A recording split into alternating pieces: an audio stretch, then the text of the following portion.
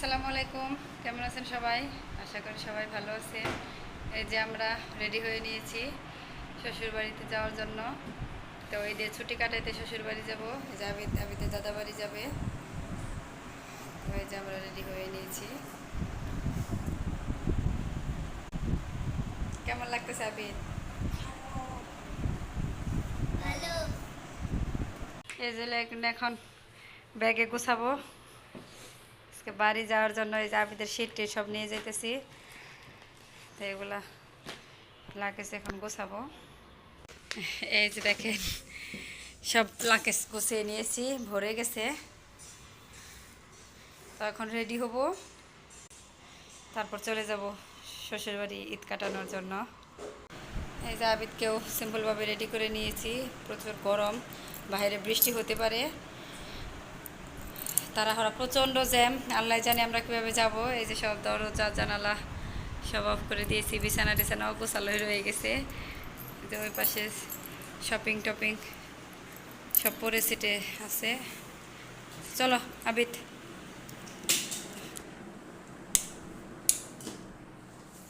এই যে বাসা এখন খালি থাকবে, তাই না? এই যে আমরা রিক্সায় উঠে গেছি, তাই না আবিদ?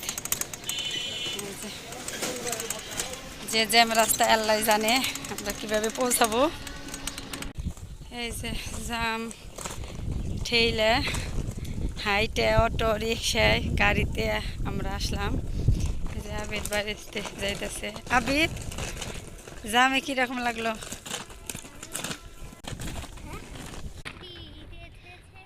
এই যে দেখেন ট্রেন যাচ্ছে আর আবিদ এই যে দৌড়াচ্ছে।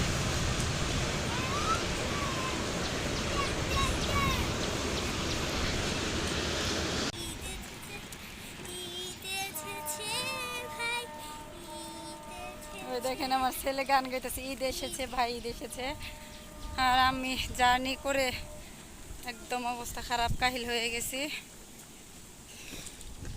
কিছু রাস্তা হেঁটে এসেছি, অটো এসেছি, রিক্সা এসেছি, তারপর গাড়িতে এসেছি। আর আমার ছেলে গান গাচ্ছে, ও কিন্তু প্রচুর জার্নি করেছে। এই যে আমরা বাড়ির সামনে এসে পড়েছি। এই যে এখানে রাস্তা ঠিক করেছে, রাস্তা একটু ভেঙে গেছিল।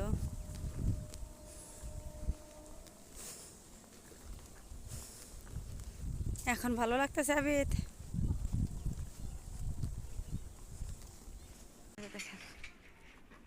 জোড়ায় নাই না, দই ফেলানোর জন্য দুধ জোড়ানো হচ্ছে।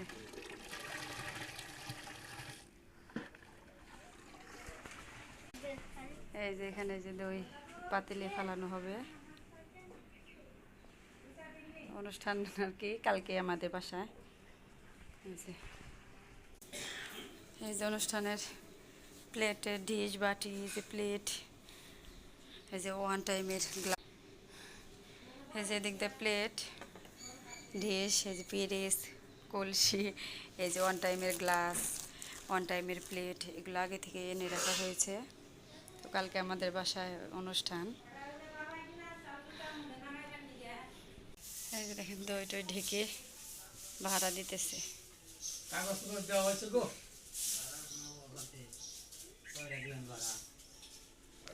নিচে খের দিয়েছে আর যে বিছনা পত্র দিয়ে ঢেকে দিবে, কম্বল কাঁথা। আমাদের বাড়িতে অনুষ্ঠান হলে দই ঘরেই পাতা হয়।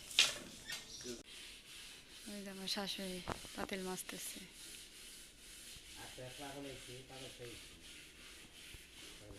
আর আমার ছেলে দাঁড়ায় দাঁড়ায় দেখতেছে। দই জাল, দুধ জাল দেওয়া হয়েছে ওইটার। এই যে আজকে তার জিনিস কেটে নিয়েছি শ্বশুর বাড়িতে এসে। এই যে শুরুতে আছে তরমুজ, এই যে বোট বোনা করে রেখেছে আমার শাশুড়ি। আর যে শরবত বানিয়েছি লেবু দিয়ে, ট্যাং দিয়ে। আর যে শসা, আঙ্গুর, খেজুর, আপেল, যে পেয়ারা। আজকে এই সিম্পল আয়োজন। জার্নি করে এসে খুব খারাপ লাগছে, অন্য কোনো কিছু করতে পারি নাই, করি নাই আজকে। এগুলো দিয়ে ইফতার করব। আর আমার শাশুড়ি যে কেবল কাজকর্ম সেরে গোসল করতেছে বাহিরে। আর আমি এগুলা কেটে কেটে নিলাম। এই দেখেন চকে গেছিল আর দাদার সাথে আচার পরে গামছা পরে আইছি। তুমি এত ডুবো ডুবো আচার পরো কে বাবা? আচার পরে দেখেন গামছা পরে আইছি। এই আত্মুখ দিয়ে তাড়াতাড়ি যা, আজান দিয়ে দিব, ইফতারের সময় হয়ে গেছে। কামলা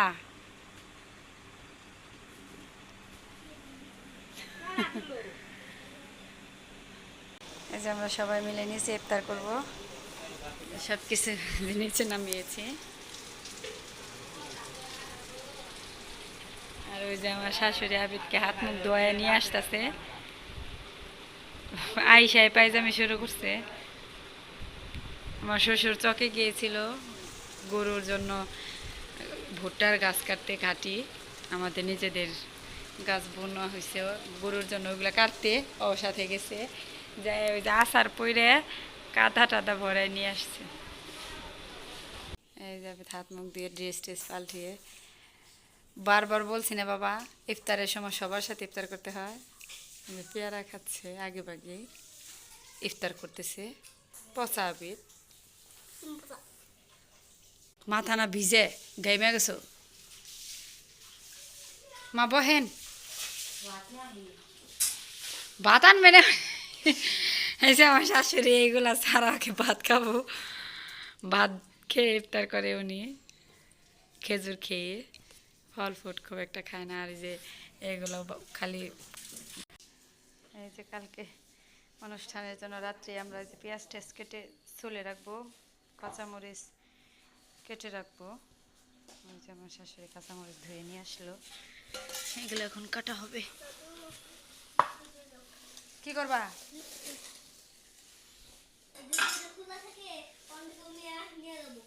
খালি দুষ্টামি।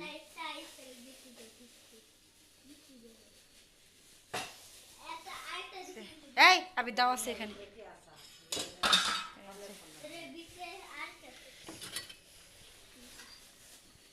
কালকে অনেক কাজ থাকবে। এই দেখেন আমরা পেঁয়াজ কাটতেছি, আমার শাশুড়ি কাঁচামরিচ কাটতেছি, আর আমার ছেলে পেঁয়াজ দিয়ে দোকান দিতেছে। পলিথিনটা কি করো? শোকেস থেকে সব পিরিচ বের করতেছে। আরে বিক্রি করবা? কাকে বিক্রি করবা? কোথায়? ওই দেখেন এগুলা থেকে পলিথিনে ভরতেছে, বলতেছে যে বিক্রি করবে। তুমি কিন্তু পেঁয়াজের দোকান দিছ, তাই নাকি? রেখে দাও। আমরা এই যে ঘরে বসে পেঁয়াজ কাটতেছি, এইভাবে কেটে রেখে দেবো, কালকে ধুয়ে শুধু কাটবো ঝুড়ি ঝুড়ি করে। আর এই যে নর্মালে রেখে দেবো। দেখেন কতগুলো পেঁয়াজ কাটা হয়েছে, কাঁচামরিচ কেটে নর্মালে রেখে দেওয়া হয়েছে। আর আবিদ এত দুষ্টামি করতাছ। আর এই যে দেখেন পেয়ারা আপেল আনা হয়েছে, কালকে আরো ফল ফ্রুট কিছু আনা হবে। এই যেগুলো ঢিসে ভরে রেখে দিয়েছি। আর ঘরের অবস্থা দেখেন এলোমেলো হয়ে গেছে।